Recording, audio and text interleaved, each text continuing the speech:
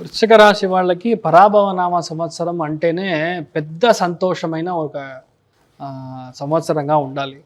ఎందుకంటే 2026 మార్చి 19వ తారీఖు పొద్దున్న 6:55 నుంచి మీకు life start, time starts now అన్నట్టుగా వృశ్చిక రాశి వాళ్ళకి చాలా మంచి విషయాలు జరుగుతూ ఉండాలి.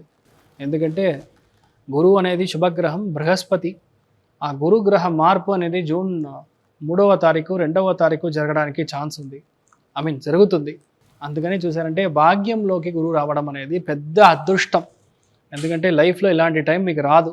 భాగ్యంలో గురువు వచ్చాడంటే మీరు బయటికి వెళ్ళడం, గురువు యొక్క దృష్టి ఉంటే మీకు ఫినాన్స్ బాగా సెట్ అవ్వడం, ఆరోగ్యపరమైన సమస్యల నుంచి మీరు బయటికి రావడం, హస్బెండ్ అండ్ వైఫ్ వల్ల ఉండే గొడవలన్నీ మీరు బయటికి రావడం, కలిసిమెలిసి ఉండడం, పెళ్ళి అవ్వడం, బాబు పుట్టడం, కూతురు పుట్టడం, అన్ని విషయాలు అలా లైన్గా సెట్ అవుతూ ఉంటుంది.